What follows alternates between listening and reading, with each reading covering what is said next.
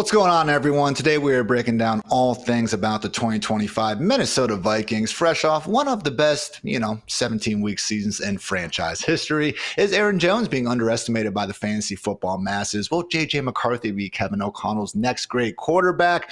Even more thoughts on T.J. Hockenson, Jordan Addison, and of course, potentially Mr. 101 himself, Justin Jefferson. So joining me to accomplish all this is none other than Fantasy Life Director of Analytics, Dwain, The Rock McFarland. And Dwain, go kick things off with the running back here, because again, as great as Jettas is, I think everyone kind of realizes that. So if we had to again try to pinpoint the one spot on this roster where there maybe could be some fantasy value, I do think it is figuring out this backfield. So in your opinion, are we, the fantasy football community, underestimating the potential for Aaron Jones to put forward a pretty good season? Well, I mean, we like buying into ambiguous backfields, determining like which bet is right. Is it the running back 29, an underdog, which is Aaron Jones, or are we talking about the running back 37, which is Jordan Mason, a guy that they traded a 5th and a 6th round pick to go get? Like, 31, Dwain. I tend to lean towards Aaron Jones, but I mean, look, man, it's they've invested in Mason as well. You look at last year, I mean, it's tough to say that really Aaron Jones could have ran any more pure, right? As far as the volume, he had a career high 255 attempts, 64% of the snaps, 60% of the 60% of the attempts, 51% route participation. And people probably remember because I kept talking about him. I kept talking about, man, the Vikings offense is playing well. Aaron Jones is in this full-time role. Like, he's a buy candidate, and he just kept letting us down. 14.6 fantasy points per game. The 2 years before that, 12.4 and 14.9. My big concern here, with Aaron Jones, Ian, is the fact that going into his age 31 season, you know me, Mr. Technical, he'll be 30.8, but he's in that decline phase of his football era. So 69% of what we saw from his best 3 years, which we would call his prime production, that's typically what we see from running backs in his range. And then we already talked about Mason, and then we have questions with J.J. McCarthy. So like, will this offense continue to score as many points? You've talked about how valuable it is for running backs to be on these offenses that give them plenty of opportunities to punch in scores from close in. Well, just to score touchdowns, period. So I think that's the concern. And then when you pair together like the fantasy points per game not being what they used to be really over the last 3 years for Aaron Jones, and then you're like, okay, what does the underlying data tell us? And it tells us a similar story, right? He had target shares of 23, 24%, and then it dropped to 18%. Targets per route run, sorry, not target shares. So I don't know if that's more to do with Aaron Jones or if it's more to do with, wow, we have Justin Jefferson. We also have Jordan Addison, and we have T.J. Hockenson. There just wasn't much of a reason to get Aaron Jones as involved in the passing game as what we had seen in Green Bay. And so that was a challenge. That's ultimately one of the big areas that held him back last year. The rushing attempts were there, but we didn't get the targets, even though he was on the field enough from a route participation standpoint. The other thing is efficiency. Just not what he used to be, Aaron. Why do I call you Aaron? I don't know. Yards per carry, 4.5 over the last 2 years. Yards after contact, 3.1. Missed tackles forced, 18%. Rushing yards over expected, 0.15. Now, having said all that, those are all still above the league average. Like, so Aaron Jones, even in his age, basically 31 season, looks like he's still better than average as an NFL running back. But I think it does all come down to the fact that they added Jordan Mason, did have a really pure run out last year as far as volume, and he wasn't able to come through. So it's tough for me, man, to say that for sure people are letting him fall too far. I do believe one of these two running backs is going to end up being a value in fantasy football, but I do think it's really hard to say which one it's going to be. Last year, Aaron Jones racked up a career-high 306 touches on his way to that RB20 finish in PPR points per game. Obviously, yes, they did add Mason. It does seem like they have a plan for using him when you do look at, again, just what they were talking about. Quote from, who is it, I believe? I think Kevin O'Connell. I do think Jordan's going to bring something to the table in those short yardage situations, those goal line situations, goal to go, where we've really left a lot to be desired as a football team. Obviously, had some atrocious Alexander Madison moments near the goal line, but even Aaron Jones, man, hasn't exactly been his forte over the years. Last season had 12 carries inside the 5-yard line, 3 touchdowns, but -4 yards overall, which is a pretty herky-jerky stat going on there. So I do think Mason's going to take that, but at the same time, Dwain, like, all right, we have Jordan Mason eating more into this backfield than we saw Cam Akers do or Ty Chandler last season. I think that's a given. That's why Aaron Jones is being priced a bit down from where he finished last year. I don't necessarily think there's going to be enough work, though, for Mason to go ahead and meet, any sort of standalone value, though. So, again, right now, going off the board, RB29 and RB31, it feels like a situation where we're not going to feel great about starting either guy more weeks than not. But that said, if one goes down, that's when we can really get excited about the upside scenario. Yeah, I mean, if one of them go down, then yes, the other could certainly go off. But we could just see one of them handle more of the workload. It's just really hard to say like which one it's going to be. I mean, like you said, if you look at underdog right now, like Aaron Jones at 29, and then looking at Jordan Mason earlier, yeah, I said 31. You're right. It's running back 31, man. Like that's the two closest running backs maybe besides Scattaboo and Tyrone Tracy, but they're going a little bit later, right? They're back-to-back running back 33 and 34. I will say this, that it's a tad surprising that people have Jordan Mason that close to Aaron Jones. Like if you force me today to say who gets more touches in the offense, I would still say that it's Aaron Jones, and I would probably lean towards Jordan Mason needing, an injury to your point. But I don't think we can rule out a situation where it really is more of a split backfield. And we did see that back in the day with Aaron Jones, with A.J. Dillon and Green Bay, where, we were obviously frustrated a lot because we saw how good Aaron Jones was and he never was getting that full workload. But I could see Aaron Jones, instead of getting 255 carries, Ian, being more like 200 and seeing, 150 carries, 160 carries, something like that to Jordan Mason. And to your point, if he's getting the carries inside the 5, like he could have some standalone value. So that, again, I've been drafting both of these players, and I'm just going to be honest. Like if I had to choose, I would say it's Aaron Jones, but I think it's a scenario where it's like pretty accurately priced that they're close together, in my opinion, because of Jones's age and the deterioration we've seen. The question is, do you think we can roll back the clock? We saw it last year for multiple running backs. People thought Derrick Henry was done, and suddenly, Derrick Henry was not done. People thought, well, Saquon Barkley should be a late round 2 pick. No, he was the best player. He was the best running back in fantasy football. So I think that's the real question. So interested in your thoughts on that. Do you think there is a run out where Aaron Jones is basically getting the same exact workload that he had, even though they gave up a couple of, I know there's not huge draft picks, but for backs, guys, those are we don't see teams really give up draft picks that often for running backs. Do you think there's a scenario where Aaron Jones can have the same exact role that he had last year? Because if he did, then I would say yes, there's certainly upside from where he's going. Yeah, because look, I just said it. He only scored 3 goal line touchdowns anyway last year. I mean, even if Mason is going to become the lead, short yardage back, that's not to say Jones all of a sudden going to go to 0. I mean, this could be like a kind of middle class man's version of the Lions backfield, or it could just be a situation where Jones is more clear cut as the RB1. So look, Jordan Mason was good, but I do feel like there's some primary bias going on here. All right. Because when the world found out about this guy, it was during the first 8 weeks of last year where he was great. I mean, only Derrick Henry and Saquon Barkley actually have more rushing yards than Mason through the first 8 weeks of last year, and all the advanced stats are a lot better than Aaron Jones. But we've also learned, Dwayne, that some of those advanced stats, look, I don't think KOC is, game planning, checking out the yards after contact or missed tackles forced per carry on PFF and deciding who's he's going to give the football to, all right? So with all due respect to PFF, I love these stats as much as the next guy, but it is just one of these things where I fall into that trap before, where I think it was back in that Tampa Bay day where it's like, oh, look, Ronald Jones has all these better numbers than Leonard Fournette. Didn't freaking matter, because guess who liked Leonard Fournette more than Ronald Jones? The Tampa Bay Buccaneers, and that's what matters at the end of the day. So I don't think we see Aaron Jones all of a sudden just start partying like it's 2020 again, because when you did mention the guys like Derrick Henry, Saquon, the big issue with them, not issue, but the caveat with them was that they were going to such better offensive environments. So it would take internally for the Vikings to all of a sudden be boasting such a better group than last year. And that bar is already pretty high. I mean, Darnold, again, for the first 17 weeks of last season, had the Vikings scoring up there with anyone.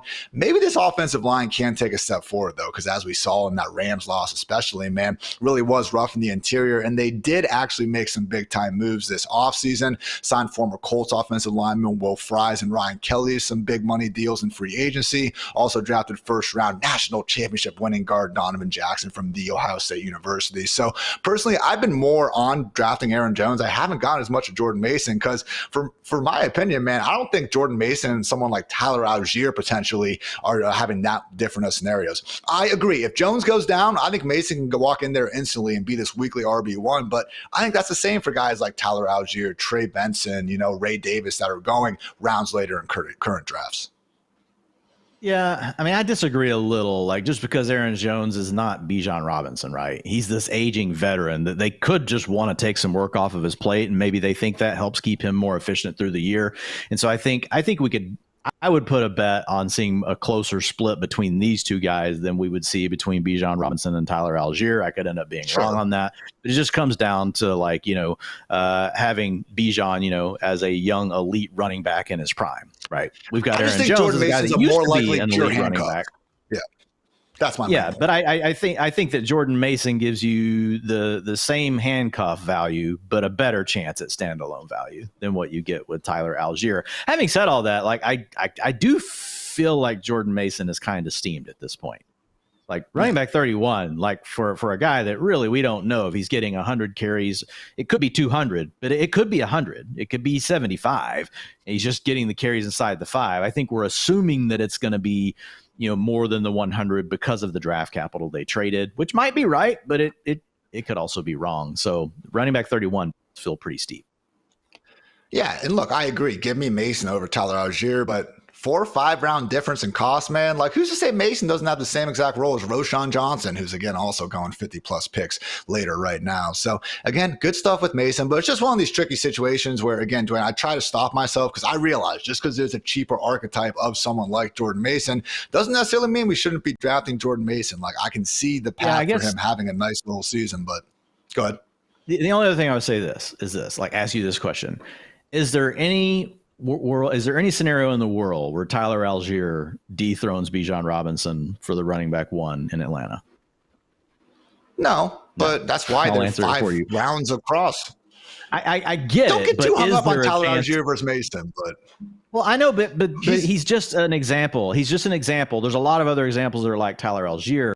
I think the point being is, like, there's a better bet that Mason does actually overtake Aaron Jones than a lot of these other guys that are going behind. I just because Aaron Jones is where he is in his career and what we've seen with some of the data. So, again, I think running back 31 is kind of high, but I also get why the public's a little bit more on Jordan Mason than some of these other guys.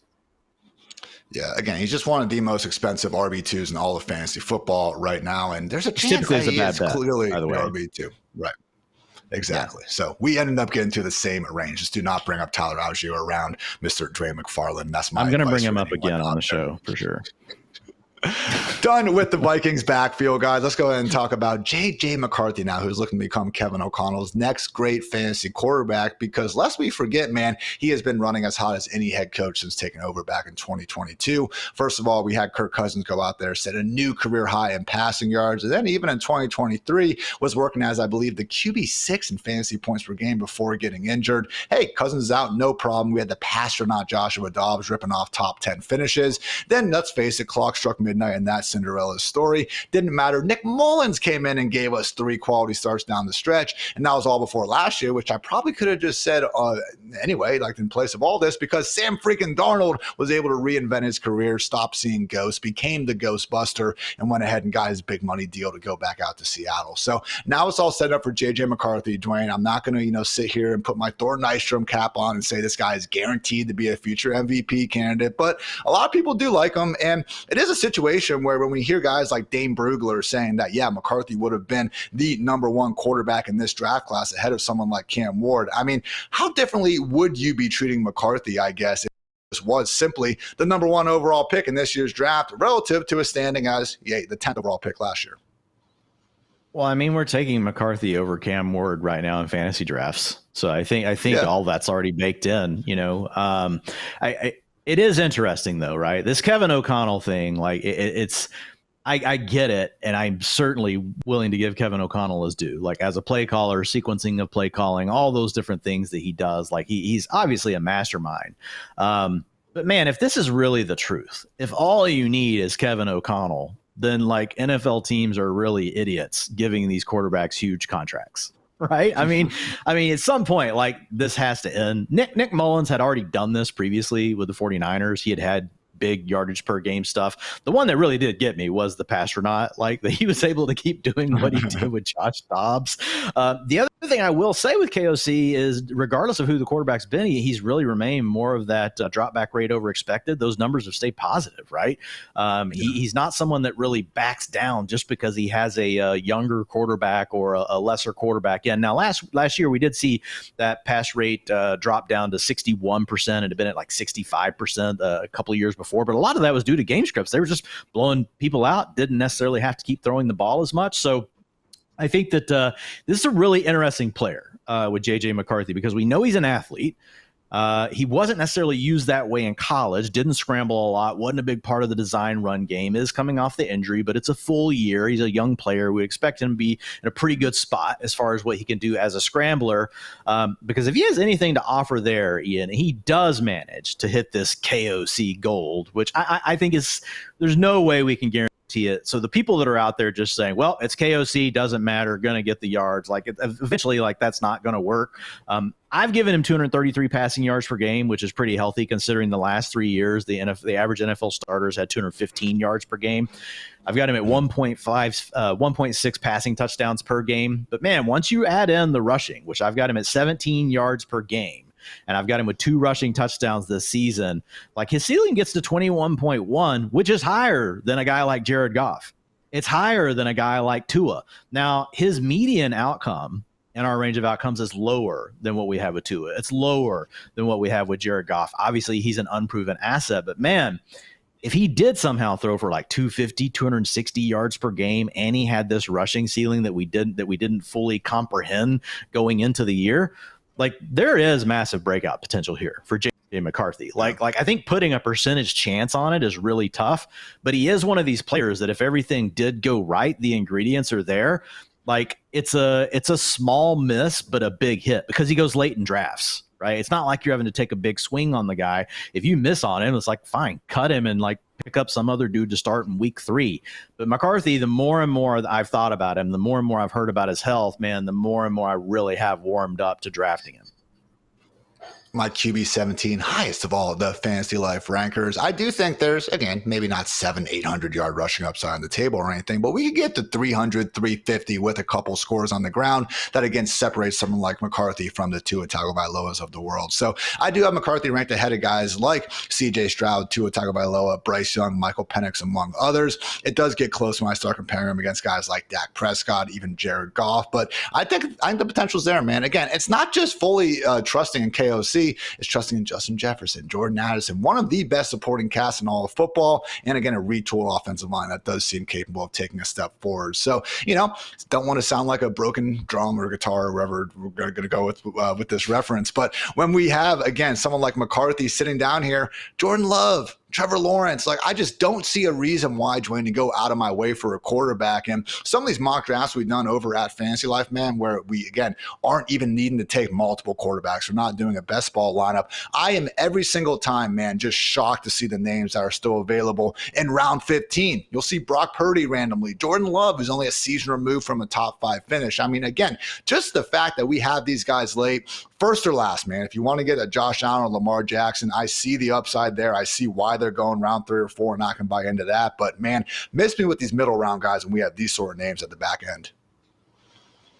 Yeah, I mean, there's the top 4. We've made the argument for it multiple times that this is a year where you can go after the elite dual threat quarterback because we don't have a Jaden Daniels like we did last year. We don't have a Jalen Hurts from 3 years ago that we're pointing you guys to. We don't have an Anthony Richardson. Whoops, missed on that one that we were pointing you guys to like 2 years ago. Even going back to Lamar Jackson, right, when he was heading into year 2 and he knew he was going to be the starter, like these dual threat archetypes have just come through for us in such a big way, but we don't have one. We've got Justin Fields, but we pretty much know what he is as a passer. So to your point, you can get one of the top 4 or you can wait. I will say there's this, I do think that right there in that middle range, right, where you've got Bo Nix, where you've got Caleb Williams. I mean, we do have guys with like 400 to 500 yard proven rushing upside that could throw for 4,500 yards if things went really well. So I don't want to say it's a never say never taking those players, but I will say this, like when I look at my drafts and I look at, my exposure so far right now, it's been very much the way that you've said. It's been more I'm taking one of the top 4, or I really have been waiting and typically breaking the seal. And most of these are best ball drafts, guys, where everyone takes 2. And this year, Ian, the total trend is like, Jesus, half your room takes 3 quarterbacks, right? Like this is the new thing. Like everyone's taking 3 quarterbacks. And I know there's some research and stuff out there around it, but it does work this year because of what you said. You kind of wait and then you just get 3 of them and you just pick which ones you want to stack up with the receivers or tight ends that you took earlier in your draft. So but the big thing with McCarthy here is we know the tools are there. We know he has the weapons and he has the coordinator, so there really is a chance for a boom here with McCarthy. Just one of these things, man, where I'm looking at your projections right now on fantasylife.com, and QB4 Jaden Daniels projected for 350 points. I mean, QB6 Patrick Mahomes is projected for 300. Okay, so that's a 50-point difference between our QB4 and our QB6. JJ McCarthy is QB19. The difference between him and Kyler Murray, QB10, is only 15 points. So again, it really does just start to get flatter the more we go down there. Would again take a long look at that late round street if you find yourself again without a guy. And don't rush it, okay? I see so many people, it's like they get their running backs, their wide receivers, and the tight end, and you just almost feel that need to complete your starting lineup. You can wait. Trust me, there will be a quarterback there at the end of the draft that you will be kicking yourself for, again, not being the one to wait on them yourself. So talk a lot about KOC and McCarthy in this passing game. So, of course, Dwain, got to give some love to one of the better wide receiver duos, tandems, whatever you want to call them, in the NFL, Justin Jefferson and Jordan Addison. Now, look, we all have Jamar Chase number 1, Justin Jefferson number 2. Could we make an argument that maybe CeeDee Lamb should actually be that wide receiver 2? Sure, but I think everyone is more than fine approaching Justin Jefferson as the top 5 overall fantasy player that he's been his whole career. Where do you fall with Jordan Addison, though? Because it is someone where we've, given a lot of credit to, just the silky smooth double moves, and the guy knows how to score touchdowns, okay? You look at the first 2 seasons of their career since 1998. This one surprised me. 19 touchdowns for Jordan Addison. That's tied with A.J. Brown and Marquise Colston. There's a name right there. The only guys with more, again, since 1998, Randy Moss, Rob Gronkowski, Odell Beckham Jr., and Jamar Chase. So really good company there. That said, we do have this target disparity going on between him and Jefferson, and we have a reality where we could be looking at a short early season suspension for Addison as well, probably in the 1 to 3 game category. So where do you fall on Addison, Dwain, and have you made a habit of drafting him at his wide receiver 3 price tag? Well, I mean, I think you could make the case that J.J. McCarthy, if he plays well, then Jordan Addison is essentially Jameson Williams like 4 or 5 rounds later. Like they're the same guy, like as far as and Addison's a better route runner, can win at more levels of the field. Not saying JMO can't continue to develop. And JMO's an elite playmaker once you get the ball in his hands. Like we would give him the edge over Jordan Addison there. But Addison's good with the ball in his hands as well. Like this guy can do some damage as far as his yak ability. 18% targets per route run last year, and then 17% the year before. Again, right in that range with JMO. It's because we do have so much going to Justin Jefferson. Also have TJ Hockenson getting in some work here as well. 1.74 yards per route run. That puts him in wide receiver 3 territory, Ian, going back to 2011 and looking at, the different thresholds based on fantasy performances. So this is a guy that has already given us a wide receiver 2 season last year with 14.1 fantasy points per game in a PPR. The average wide receiver 24 going back to 2011 is 13.5. So that's how I get that threshold. So I look at him as being a boom bust wide receiver 3 that could give us that wide receiver 2 performance. I will say this, though. We can't completely rule out a wide receiver 1 breakout. It would be really tough because you have Justin Jefferson there, but just because of the numbers, right? And if you look at it, breakouts, so guys that have never been a wide receiver 1 before, meaning 16 fantasy points or more in PPR going back to 2011, they make up 24% of the top 12 each year, right? So new guys entering the equation that we just have not been there before. And if we look at that and we break that cohort down, 24% of those breakouts have been year 3 players. 32% have been year 2. That's the biggest. He's at 20%. But basically, rookies, year 2 and year 3 guys are the ones we're looking at. And if we look at the year 3 guys, basically half of those had already given you a wide receiver 2 performance, which Jordan Addison has actually checked the box on. And then I go back to the last part, which is you and I watching this guy and just seeing all the things he can do.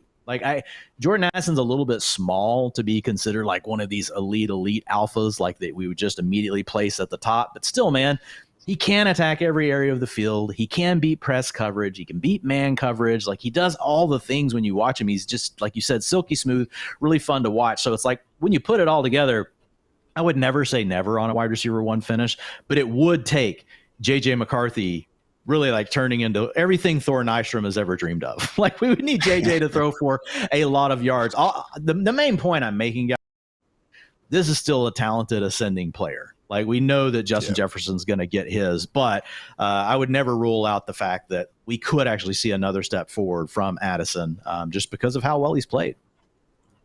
I felt like Dwain was that Always Sunny Charlie meme, just talking through the pathway that we could have Jordan Addison getting the wide receiver one. A lot of moving parts, but again, I don't think you're wrong. And the biggest thing for me here is, unlike Jameson Williams, who is now being priced pretty close to at least the ceiling we've seen to this point, that's not the case with Addison, okay? He's finished as the wide receiver 30 and wide receiver 23 most recently in PPR points per game. Right now, going off the board as a wide receiver 34. So again, maybe the suspension possibility is why, but it really does seem like, again, per legal expert Drew Davenport, he's actually saying, a 1 to 2 game suspension is firmly in play this season. But if that happens early on, man, like, that's really not going to be that big of a concern. Your fantasy lineup not going to have bye weeks to worry about, obviously, the first few weeks of the year. And where you're drafting Jordan Addison, he could very well be your, wide receiver 4 anyway at that point. So Jordan Addison is someone who I admit, like, I haven't gone out of my way to necessarily get, just because I really like Calvin Ridley in that range. He's been my more primary target, but I do think he's appropriately priced, and he's someone who I want to actually get some exposure to, because again,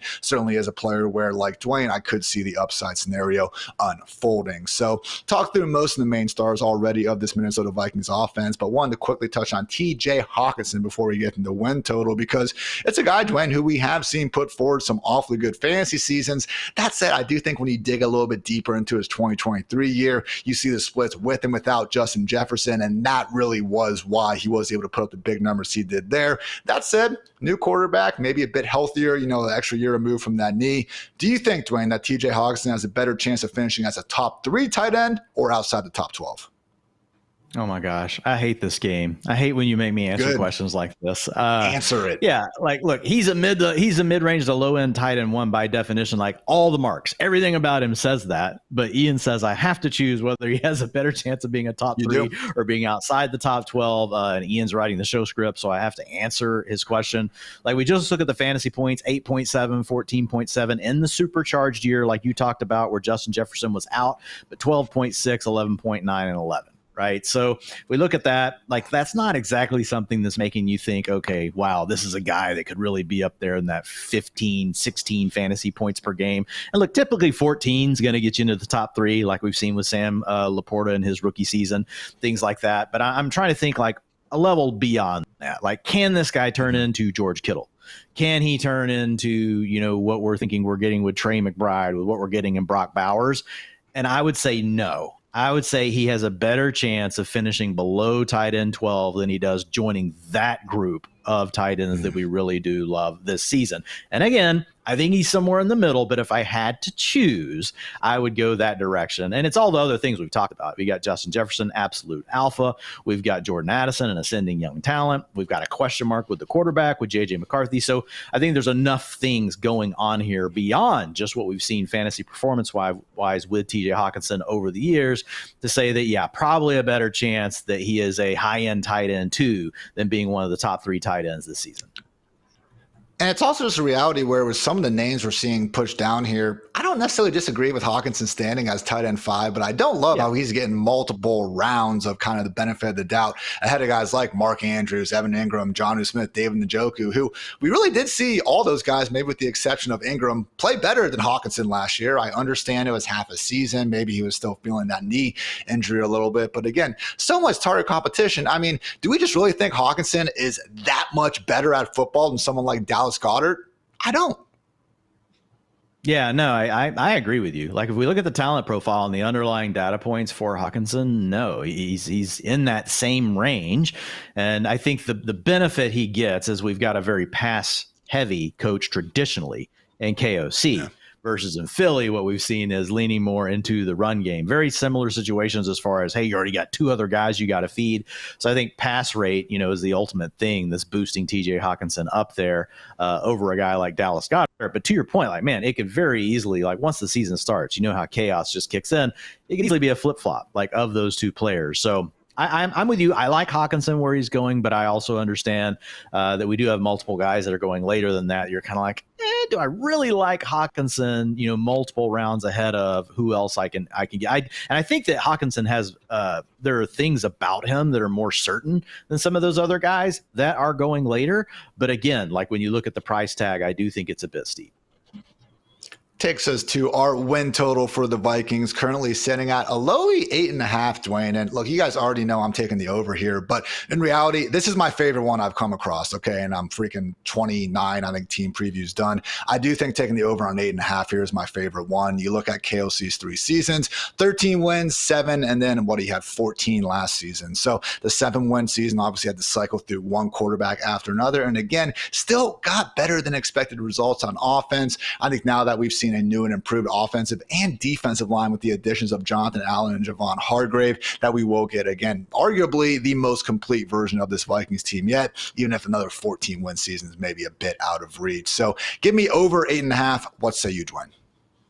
This is really interesting because, like, think if you go look at like the passing touchdown props, like JJ McCarthy is like kind of crazy, like how high it is. Like it's going to be way ahead of a lot of names. It's that you would expect to be above him.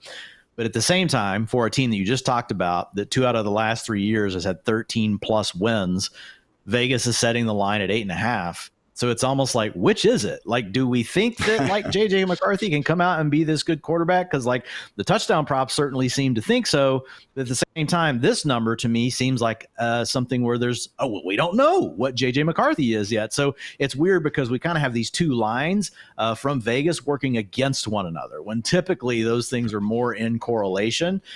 So I'm with you. I'm going with the over for the same reasons that you said. I mean, he's had 14 and 13 wins and 2 out of the last 3 seasons.